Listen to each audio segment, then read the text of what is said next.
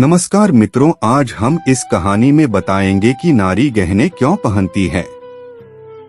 गहनों का महत्व। हिंदू महिलाओं के लिए गहनों का विशेष महत्व है। हर एक गहने का अपना अलग महत्व है। क्या आप जानते हैं कि नारी गहने क्यों पहनती है और उनका क्या महत्व है? यहाँ जानिए इन गहनों से जुड़ा रोचक प्रसंग जो हमें प्रत्येक गहने का महत्व बताते हैं। भगवान राम ने धनुष तोड़ दिया था। सीता जी को 7 फेरे लेने के लिए सजाया जा रहा था तो वह अपनी माँ से प्रश्न पूछ बैठी, माताश्री इतना श्रृंगार क्यों?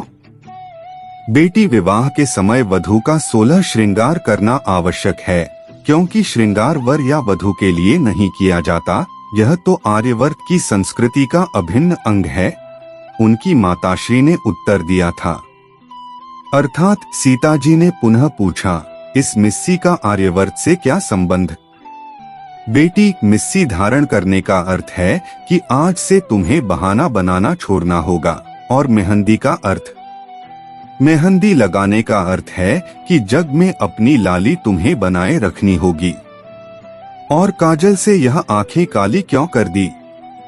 बेटी, काजल लगाने का अर्थ है कि शील का जल आंखों में हमेशा धारण करना होगा। अब से तुम्हें बिंदिया लगाने का अर्थ? माताश्री, बिंदी का अर्थ है कि आज से तुम्हें शरारत को तिलांजलि देनी होगी और सूर्य की तरह प्रकाशमान रहना होगा।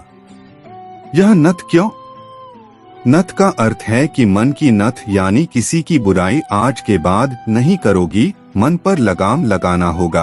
और यह टीका? पुत्री, टीका यश का प्रतीक है। तुम्हें ऐसा कोई कर्म नहीं करना है जिससे पिता या पति का घर कलंकित हो, क्योंकि अब तुम 2 घरों की प्रतिष्ठा हो। और यह बंदनी क्यों? बेटी, बंदनी का अर्थ है कि पति, सास ससुर आदि की सेवा करनी होगी। पत्ती का अर्थ? पत्ती का अर्थ है कि अपनी पत यानी लाज को बनाए रखना है।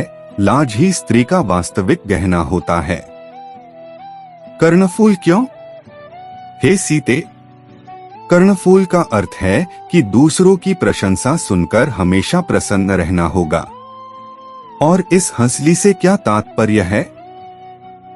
हंसली का अर्थ है कि हमेशा हंसमुख रहना होगा, सुखी नहीं दुख में भी धैर्य से काम लेना। मोहनता क्यों? मोहनमाला का अर्थ है कि सबका मन मोह लेने वाले कर्म करती रहना। नौलखा हार और बाकी गहनों का अर्थ भी बता दो माताश्री। पुत्री, नौलखा हार का अर्थ है कि पति से सदा हार स्वीकारना सीखना होगा। कड़े का अर्थ है कि कठोर बोलने का त्याग करना होगा। बांक का अर्थ है कि हमेशा सीधा सादा जीवन व्यतीत करना होगा। छल्ले का अर्थ है कि अब किसी से छल नहीं करना।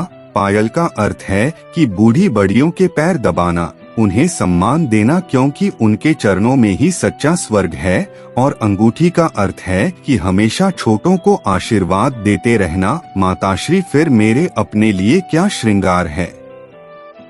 बेटी, आज के बाद तुम्हारा तो कोई अस्तित्व इस दुनिया में है ही नहीं। तुम तो अब से पति की परछाई हो, हमेशा उनके सुख दुख में साथ रहना, वही तेरा श्रृंगार है।